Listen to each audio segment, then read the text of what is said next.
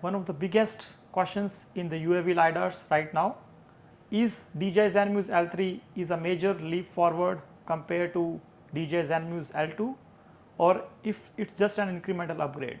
To answer that, we have conducted a real site test here in UAE at a site location, Fujairah. I am joined by a solutions engineer from GNSS Awards, Mr. Bakberde, to take us through the findings for the DJI Zenmuse L3 test on real site. Thank you for introduction, Mr. Hardeep.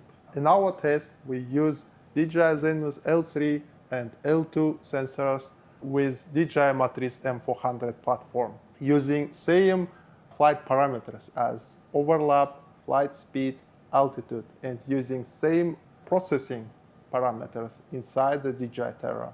For example, at pro-processing stage, we disabled optimization, smoothing, and post-processing enhancement parameters. So what we are seeing now is a pure raw sensor performance. Our test structure was calculation of point cloud density, calculation noise of level both sensors, and compare sensor productivities.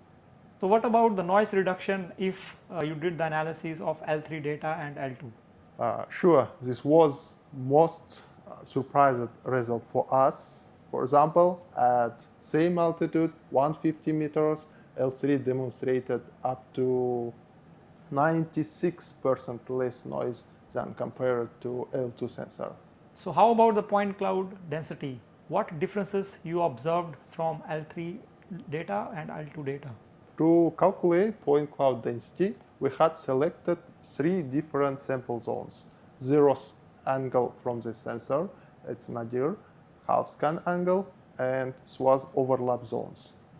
Across all sample zones, L3 demonstrated more than 26% higher point density. How about the level of details? For example, infrastructure, any other feature elements on the ground? For that reason, we analyzed curbstones, speed bumps, and road transmissions. Both sensors capture these structures well. However, L3 produced cleaner geometry of the structures. It means less manual cleaning works and better automated feature extractions. We know there are different scan patterns in DJI Zenmuse L3.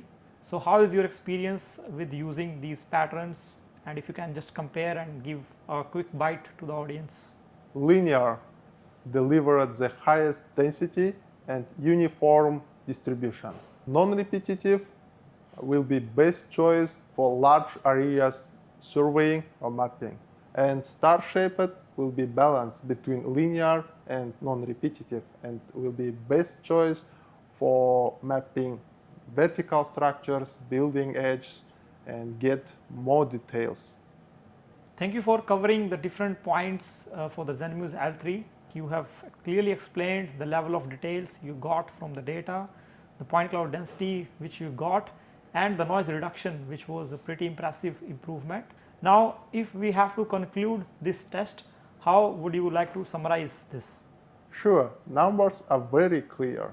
With L3 sensor compared to the L2, we get 96% less noisy, 26% higher point cloud density, 40% higher productivity, and 3 times better ground sample distance. And this is not just a generational refresh, it's a substantial leap in a mobile LiDAR scanning.